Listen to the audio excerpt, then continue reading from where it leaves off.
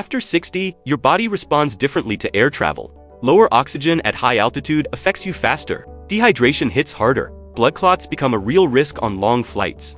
But airlines never tell you this because you're expected to just figure it out. The safety demonstrations are the same whether you're 25 or 75, even though your body's needs are completely different. In the next 20 minutes, I'm giving you the health protective strategies that turn risky flights into comfortable ones. These aren't generic travel tips. These are medical facts about how altitude, pressure, and immobility affect older adults, and what you can do to protect yourself. Every tip in this list becomes more essential as you go. By the time you reach the top 3, you'll understand how a tiny in-flight habit can make the difference between a smooth trip and a serious medical scare. Let's start with the reason why cabin pressure affects you differently now. When you're sitting in an airplane cabin, the air pressure is equivalent to standing on a mountain at 6,000 to 8,000 feet. For younger passengers, that's manageable. But after 60, your body works harder to compensate. Your cardiovascular system has to push oxygen through your blood with less atmospheric pressure helping. If you have any heart or lung conditions, even mild ones, this added strain becomes significant. You might notice you feel more tired, slightly lightheaded, or short of breath, especially when you stand up quickly or walk to the bathroom. This isn't weakness, it's physiology. Your body is doing exactly what it should, working harder in a lower oxygen environment. The key is recognizing this before you fly and adjusting accordingly.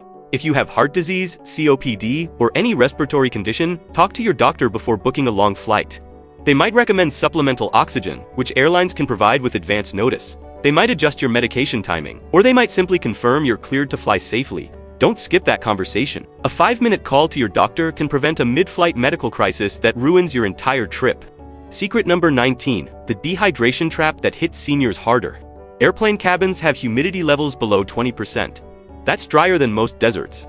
For comparison, a comfortable indoor environment sits around 40 to 60% humidity. In that extremely dry air, your body loses moisture through every breath, through your skin, faster than you realize.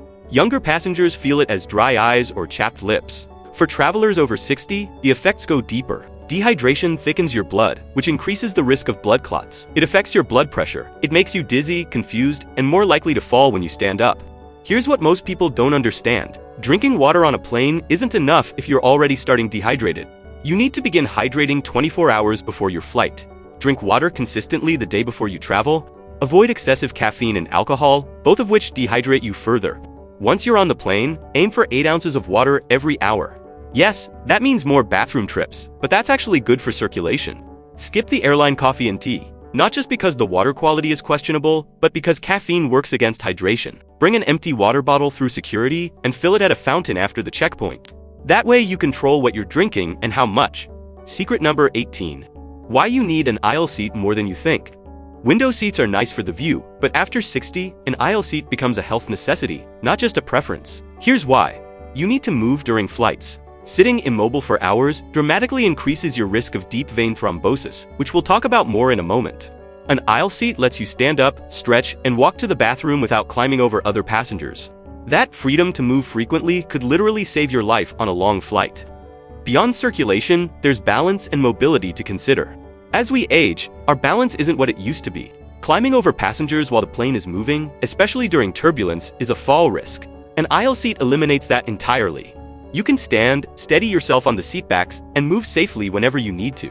When you book your flight, always select an aisle seat. If the airline charges extra for seat selection, pay it. This isn't a luxury, it's a health investment. And if you end up in a middle or window seat despite your best efforts, politely ask your seatmates if they'd be willing to switch. Most people understand when you explain it's for medical reasons. Secret number 17. The blood clot risk nobody talks about. Deep vein thrombosis, or DVT, is a blood clot that forms in the deep veins of your legs during long periods of immobility. After 60, your risk increases significantly. The combination of sitting still, dehydration, and cabin pressure creates the perfect conditions for clots to form. If a clot breaks loose and travels to your lungs, it becomes a pulmonary embolism, which can be fatal. This is not rare. It happens to thousands of travelers every year, and older adults are disproportionately affected. The good news is, DVT is preventable with simple strategies. First, compression socks. These aren't just for people with circulation problems. They're for anyone over 60 taking a flight longer than 3 hours. Compression socks apply gentle pressure to your lower legs, helping blood flow back toward your heart instead of pooling in your feet and calves. Put them on 2 hours before your flight and keep them on until you've been at your destination for an hour or two. Second, move your legs every 30 minutes, even while seated, flex your ankles, rotate your feet, pump your calves. These small movements keep blood circulating. Third, stand up and walk the aisle at least once every 2 hours. A short walk to the bathroom and back is enough. If you have a history of blood clots, varicose veins, or you're on blood thinners, talk to your doctor before flying. They might recommend additional precautions or adjust your medication. This is serious enough that some doctors prescribe a single dose of blood thinner specifically for long flights in high-risk patients. Don't ignore this risk because it feels unlikely. Prevention is simple, but the consequences of doing nothing can be severe. Secret number 16. Why your medications need a flight plan. If you take prescription medications, especially for blood pressure, diabetes, or heart conditions, flying across time zones creates a scheduling challenge most people don't think about. Your body operates on a circadian rhythm, and suddenly jumping forward or backward several hours can throw off the timing of your doses.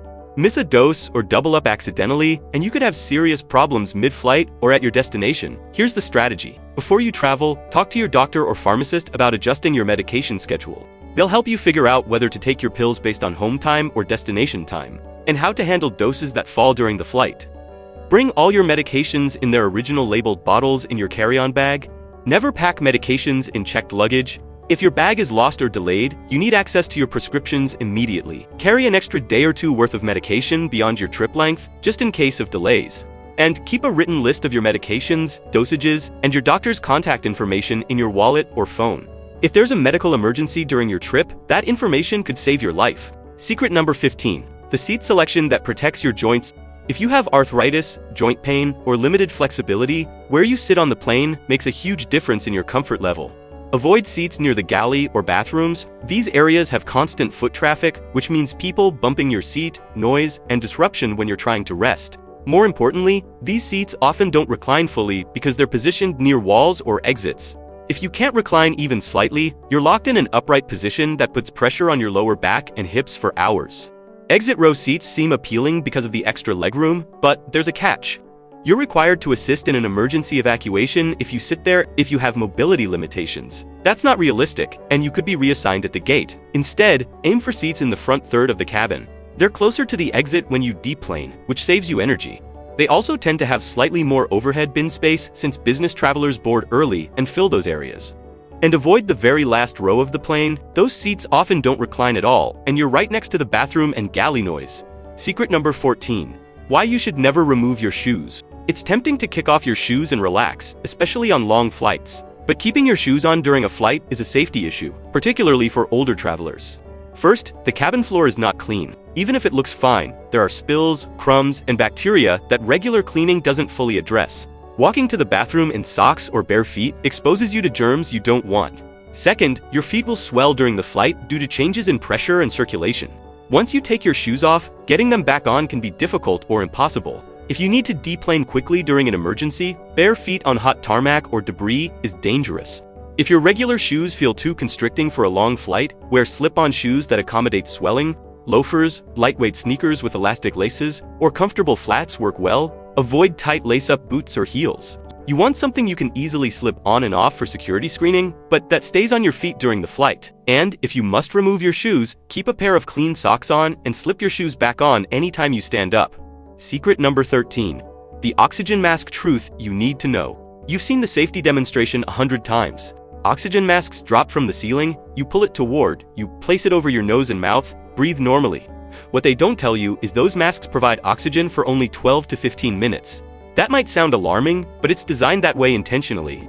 In the event of a cabin depressurization, the pilots immediately descend to a lower altitude where you can breathe normally without supplemental oxygen. 12 to 15 minutes is usually enough time for that descent.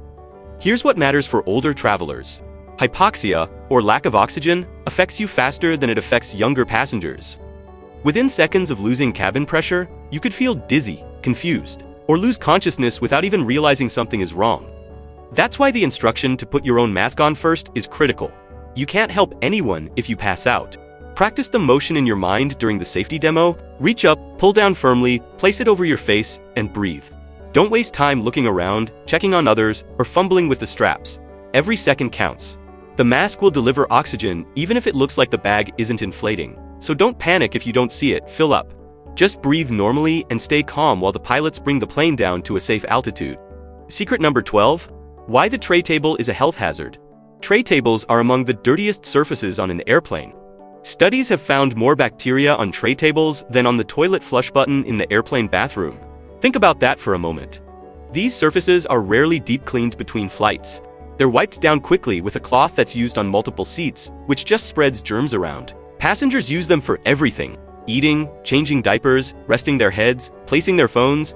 After 60, your immune system doesn't fight off infections as aggressively as it once did. A cold or stomach bug that a younger person shakes off in a few days can knock you down for weeks. Before you use the tray table, wipe it down thoroughly with a disinfectant wipe. Bring a small pack in your carry-on and use them liberally. Wipe the tray table, the armrests, the seatbelt buckle, and the air vent control. Don't just do a quick swipe. Actually scrub the surface for a few seconds to break down bacteria and viruses. Let it air dry for a moment before you place food or belongings on it. Better yet, avoid eating directly off the tray table. Use the wrapper from your meal as a barrier, or bring a small placemat or napkin. These small precautions might seem excessive, but they significantly reduce your risk of getting sick from a flight. Secret number 11. The air vent strategy that blocks germs. Most passengers turn off the air vent above their seat because they find it annoying or too cold. But that small stream of air can actually protect you from airborne germs. The air coming from those vents is filtered and flows downward, creating a subtle barrier in front of your face. When someone sneezes or coughs several rows away, that curtain of air helps keep those droplets from reaching you. Studies on airflow in airplane cabins show that passengers who keep their vents on have lower rates of respiratory infections. Position the vent so it's pointing just in front of your face, not directly at you, which can dry out your eyes and skin. You want a gentle flow that creates circulation without blasting you. If you're particularly concerned about getting sick, consider wearing a mask during the flight, especially during cold and flu season. Combine the mask with the air vent and you've got solid protection. It might feel overly cautious, but recovering from an illness when you're over 60 takes longer and can derail your entire trip. A little prevention goes a long way. Secret number 10.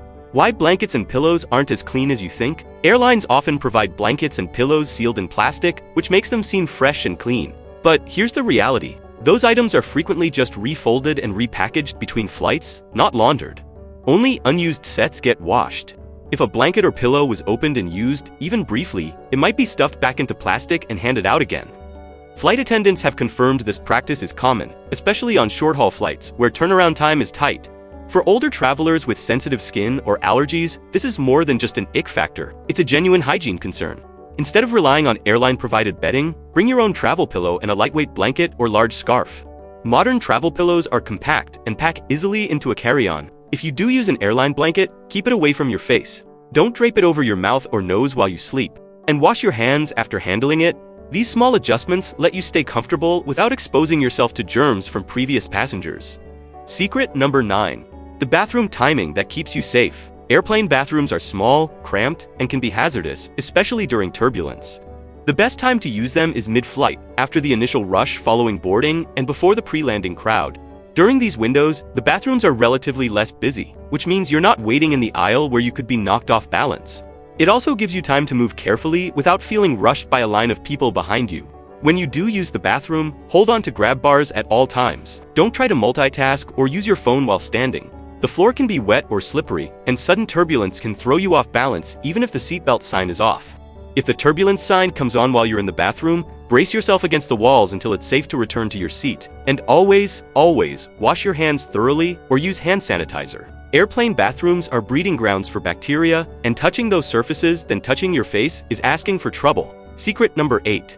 How temperature regulation changes with age. You've probably noticed you feel colder more easily than you used to. That's not just in your head. As we age, our circulation slows, our metabolism decreases, and our bodies don't regulate temperature as efficiently. Airplane cabins are kept cool, usually around 65 to 68 degrees Fahrenheit, which many older passengers find uncomfortably cold, especially during long flights when you're sitting still for hours. Being too cold isn't just uncomfortable. It can make you stiff, affect your circulation, and even make it harder to sleep. The solution is layering. Dress in layers you can add or remove as needed. A light long-sleeved shirt, a cardigan or fleece, and a scarf give you flexibility. Avoid wearing just a t-shirt and hoping the airline blanket will be enough. Bring your own shawl or wrap that you can adjust throughout the flight. Keeping your core warm helps maintain circulation to your extremities, which is especially important for preventing swelling and discomfort in your legs and feet. If you're still cold, ask a flight attendant for an extra blanket early in the flight before supplies run out. Secret number 7. Why eating light before flying matters more now. Your digestive system slows down as you age, and it slows down even more at altitude. Cabin pressure reduces oxygen levels, which affects how efficiently your body processes food. If you eat a heavy, rich meal right before or during a flight, you're setting yourself up for bloating, indigestion, and discomfort that can last for hours. Combine that with sitting still in a cramped seat, and you've got a miserable flight ahead. Instead, eat a light meal a few hours before your flight. Focus on lean protein, vegetables, and whole grains. Avoid greasy, fried, or heavily salted foods that cause water retention and bloating. Skip carbonated drinks, which expand in your stomach at altitude and make you feel even more uncomfortable. During the flight, if you're hungry, choose simple snacks like fruit, nuts, or crackers. Avoid the temptation to eat just because food is offered. Your body doesn't need a full meal every few hours, especially when you're sitting still. Eating light keeps your energy stable and prevents the sluggish, bloated feeling that ruins the first day of your trip. Secret number 6. The contact lens problem nobody warns you about.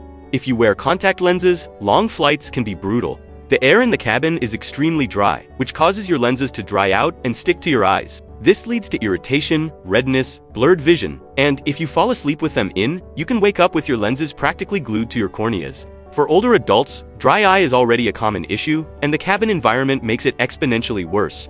The smart strategy is switching to glasses for flights. Pack your glasses in your carry-on and put them on once you board. If you absolutely must wear contacts, bring re-wetting drops specifically designed for contact lenses and use them frequently throughout the flight. Never, ever fall asleep with your contacts in on a plane. The combination of dry air and immobility can cause serious eye irritation or even minor damage to your corneas. Taking your lenses out might seem like a hassle, but it's far better than arriving at your destination with painful, bloodshot eyes that take days to recover. Secret number 5.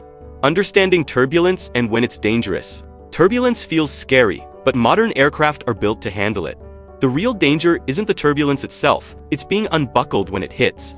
Every year, dozens of passengers are injured during unexpected turbulence, and older travelers are disproportionately affected because falls and impacts cause more serious injuries as we age. A young person might get bruised, an older person can break bones or hit their head hard enough to cause serious trauma. The solution is simple. Keep your seatbelt fastened loosely whenever you're seated, even when the seatbelt sign is off. Turbulence can strike without warning, and pilots don't always have time to turn on the sign before it hits. If you need to use the bathroom or stretch your legs, do it during calm periods and move quickly. If you feel the plane start to shake, sit down immediately and buckle up. Don't try to tough it out or finish what you're doing. And if you're in the aisle when turbulence hits, grab the nearest seat back and lower yourself into any available seat, even if it's not yours. Your safety matters more than getting back to your assigned spot. Secret number 4. Why window shades stay up during takeoff and landing? It might seem like an arbitrary rule, but there's a critical safety reason for keeping window shades open during takeoff and landing. These are the most statistically risky phases of flight. If something goes wrong, emergency responders outside the aircraft need to see inside quickly. Open shades, let them assess the situation, identify where fire or smoke is, and determine the safest exits for evacuation. For passengers, open shades help your eyes adjust to outside light conditions. If the cabin suddenly loses power and you need to evacuate, your eyes are already adapted to the brightness outside. You can see exit signs and floor lighting more clearly. It's a small thing that could make a huge difference in an emergency. So, when the flight attendant asks you to raise your shade, don't resist or ignore it. It's not about their convenience, it's about your safety and the safety of everyone on board. Secret number 3. Pre-flight medical consultation for higher-risk travelers. If you have any of the following conditions, you should consult your doctor before booking a flight. Recent heart attack or stroke, uncontrolled high blood pressure, severe COPD or asthma, recent surgery, active deep vein thrombosis or pulmonary embolism, severe anemia, or advanced heart failure. Flying isn't automatically off the table. But these conditions require medical clearance and possibly special accommodations, like supplemental oxygen or adjusted medication schedules. Your doctor can write a letter confirming you're cleared to fly, which some airlines require for certain medical conditions. They can also help you plan medication timing, recommend preventive measures like compression stockings or blood thinners for the flight, and advise you on what symptoms to watch for that might indicate a problem.